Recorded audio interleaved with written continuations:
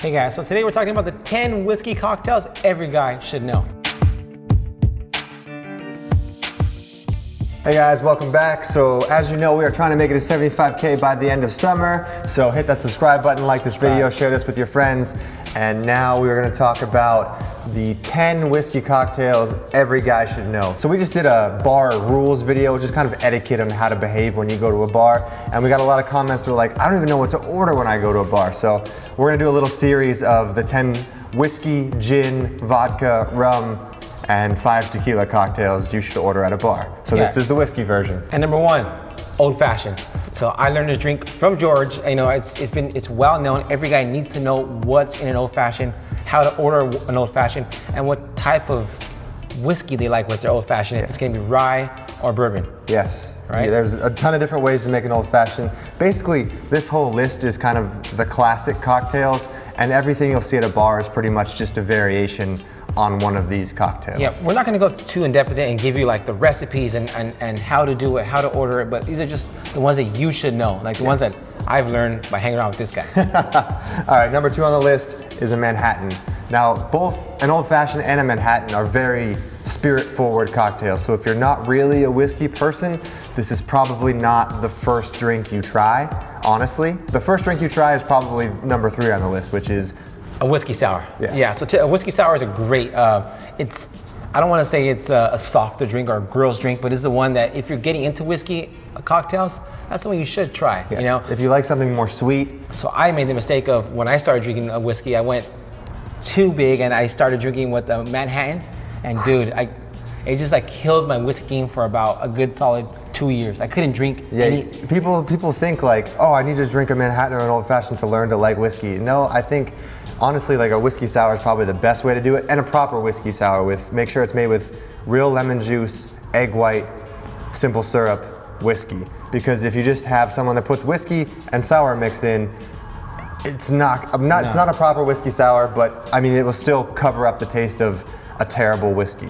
So, you know, with a whiskey sour, you can use less good of a spirit. An old fashioned or a Manhattan, you wanna use something you actually wanna taste the spirit. So that's kind of rule of thumb, and not to get too in depth into it again, I think you should like Manhattan and old fashioned are typically like evening cocktails. A whiskey sour is like a pre-dinner, maybe even like a summertime, you know? It's a little bit more during the day. Yeah. Along with number 4, a mint julep. Mint julep is, you know, that is a summer cocktail. Classic cocktail. Yeah. So it's pretty much, if you're gonna think about it this way, pretty much a mojito with whiskey. Typically, you would find this drink at like outings, maybe like a mixers, derbies, or just, you know, just casual outdoor events. Number 5 is like a classic drink. It's just Scotch and soda. I mean, the name says it all. Scotch, soda, not the fashion brand, but the drink. Hey, they make good clothes as well, but the drink, super easy. I'm gonna get super technical and bougie. If you want to pay attention, go for it. To make a good proper Scotch and soda, you wanna use really thick cubed ice so the soda doesn't get watered down by the ice water, and you wanna as slowly as you can, pour the soda in after you've poured the Scotch in so it doesn't dilute the bubbles, because you really want the fizz and that bubble to stay with it as long as you can in a Scotch and soda. Nice. I mean, next time I'm on the plane, I'm gonna make sure I get it in a night. And number 6 is a cocktail I just had for the first time, Sazerac. Yeah, guys, if you've seen Sazerac rye whiskey on the shelf, it is pretty much made to be made in this cocktail, or it was named after this cocktail, which is pretty much sugar, absinthe, Peychaud bitters, which is a New Orleans South. It's a red bitters. You'll see it on the shelf next to the Angostura, and then whiskey. So rye whiskey specifically. And number 7 is a Rob Roy. Basically, it's just a Manhattan, but with Scotch. We actually did a video on it previously. So if you guys want to check it out, just click the link below. Exactly. And number 8 is Penicillin, and it is aptly named because it used to be like kind of a cold flu remedy, because it's got all of the things that you would essentially put in like a tea to make you feel better, except with whiskey. So it's lemon, ginger, whiskey. Can't go wrong. I mean, basically, if you have a sore throat, you're gonna want to have a penicillin cocktail. Right? Yes. So number 9 on the list is actually a drink that I don't drink very often because I don't often have Drambuie on hand, which is an ingredient in a rusty nail. But a rusty nail is pretty much Drambuie and Scotch, which is essentially replacing the vermouth in a Manhattan with Drambuie or the vermouth in a Rob Roy with Drambuie. So you'll see that most cocktails end up being the same ratio, same recipe, just the sugar or the alcohol or the spirit or the citrus is switched out.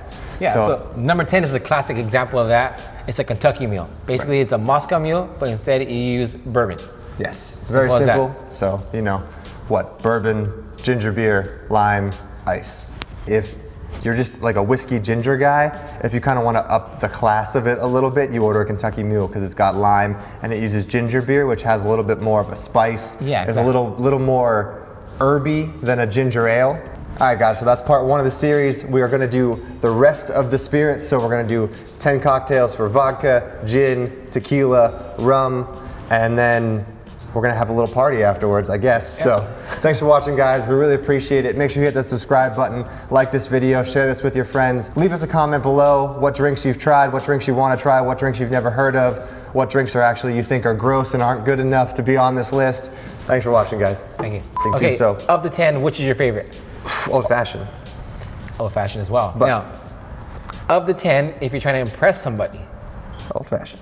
No, okay, no, just kidding, guys. Old fashioned. So if I'm making the drink for another, like one of my friends, I do an old fashioned. If I'm doing it for a lady, I would go whiskey sour. Just because there's a lot more, there's like some shaking going on. It looks a little bit more impressive. It gets like a little foam around the top if you put it in the right glassware. It has the egg whites, right? Yeah, you can add some Angostura bitters to do a little design on top, like make it look like a little latte. So if I'm doing it for a lady friend, and it's a little bit less harsh. So you don't know how much, if your girl can handle her alcohol, old fashioned all the way. But if she can't, whiskey sour is the way to go. There you have it. A proper whiskey sour. There you have it.